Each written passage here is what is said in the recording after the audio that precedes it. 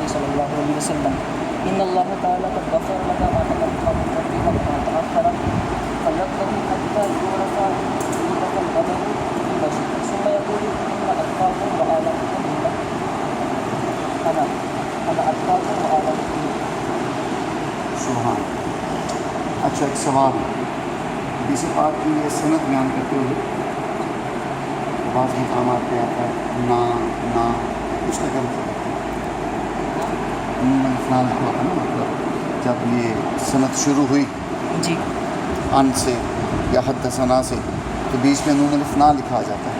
کبھی دیکھا آپ نے کیا مطلب جی جیسے بھی آیا آپ نے پڑھا ماشاء اللہ جی وہ نہات لگا ہے ہاں جو تاج شریعہ کے والد گرامی حضرت مفسر اعظم مولانا ابراہیم اضافہ آپ دورہ حدیث پڑھایا کرتے بریلی شیخ.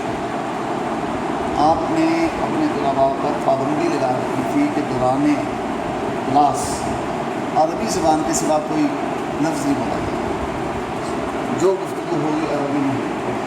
اب حتیٰ کہ تشریحات بھی عربی میں ہی ارشاد فرمائے. اب وہ جو علماء ہوں گے ان سے تاجشیہ کیسے ہی کہنا ہوگا سبحان. جو تاجشیہ نصیحت میں نے جگہ پڑھا آپ ابھی بچے تھے 55 کی عمر تھی تو جامعہ میں منظر اسلام میں ایک مصری استاذ تھے مصر سے آئے تھے شیخ الادب تھے عربی ادب پڑھاتے تھے. تو صبح کا جب پرچہ آتا اخبار ہندی میں اردو میں ہوتا تو جو مصری شیخ تھے وہ تاج شریعہ کو کہتے کہ آپ مجھے خبریں سنائیں بھلا کیا کرتے. تاج شریعہ کے بچے لڑک پن کی عمر آپ کو ہندی اردو اخبار سامنے رکھتے ہیں نگاہ آپ کی اخبار پہ ہوتی اور زبان سے ایسے عربی میں گفتگو بولی کرتے ہیں اس کی ٹرانسلیشن کہ جیسے پہلے سے آپ مشق کر کے آئے. حالانکہ وہ خود بدیل ترجمہ یہ بھی نہیں کہ پہلے عبارت پڑھی اردو کی پھر اس کو عربی قالب میں ڈالا. اب گفتاری زبان ہر ایک زبان مختلف ہوتی ہے, صحافتی زبان مختلف ہوتی ہے, اخباروں کا لب و لہجہ الفاظ لہجہ سے مصری شہر حیران رہ جاتے اور مفتی اعظم ہند کو عرض کیا کرتے جو کس بچے کو ازہر ضرور بھیجیے تاکہ اہل علم کو معلوم ہو کہ ہند میں بھی کیسے کیسے نگین ہے. اللہ تعالیٰ کو انہیں حصے کا فیض کرتا. بہت شکریہ تھا آپ کا علم حدیث کی خوشبو حضرت محدث اعظم پاکستان دارالحدیث کے بارے میں ساتھ سے سنا کہ جب آپ درس حدیث کا آغاز فرماتے قصیدہ درگاہ آپ یہ یقیناً پڑھتے ہوں.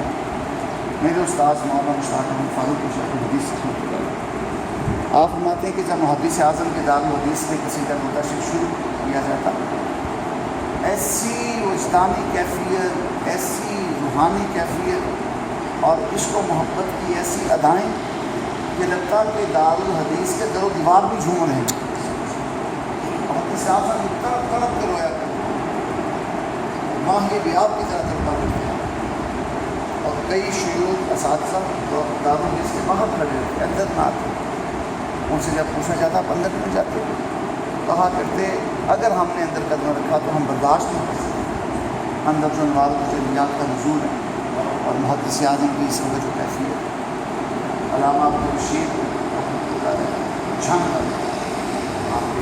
اکابر طلباء سے جب بریلی شیخ میں آپ دورہ حدیث پڑھایا کرتے محدث اعظم وہ فرماتے ہیں کہ مجھے حضرت نے کسی کام سے باہر بھیجا مدرسے سے بازار میں جس دکان سے جو کچھ لینا تھا میں وہاں کھڑا ہوں اور ایسے اچانک گھوم کر نا میرا چہرہ مدرسے کی جانب تھا بریلی شریف مفتی اعظم مدرسے کی جانب بی بی جی کی مسجد کہتے ہیں بریلی شریف میں جہاں دارالحدیث تھا. ماتے میں ایک دم چونکا کہ یہ کیا منظر ہے. کیا منظر تھا دارالحدیث جہاں محدث اعظم حدیث کا درس دے رہے تھے آسمان سے لے کر چھت تک ایک نور کی برسات کی چادر کری. ماتے میں کئی مرتبہ بار بار دائیں بائیں دیکھا. دائیں بائیں عام جیسے وہ اس وقت کے ٹائم کا جو ماحول تھا دوپہر کا یا صبح کا, لیکن دارالحدیث کی چھت سے لے کر آسمان تک ایک نور کا ہے دوسرا دھار ہے سلسلہ. آپ کا بھی سلسلہ تلمذ محدث اعظم سے ملتا ہے، صدر الشریعہ سے ملتا ہے، اعلیٰ حضرت سے ملتا ہے. بڑے خوش قسمت ہیں، مجھے آپ کا فخر ہے. اللہ نے آپ کو رسول اللہ کی حدیث کی قرأت کے لیے منتخب فرمایا، سب کے سب حضور کی حدیث پڑھنے کے لیے آپ کو منتخب فرمایا، اور آپ میں سے ایسے خوش قسمت ہوں گے جو آئندہ پڑھائیں گے بھی انشاءاللہ. دعا کیجیے گا میرے لیے. السلام علیکم. تشریف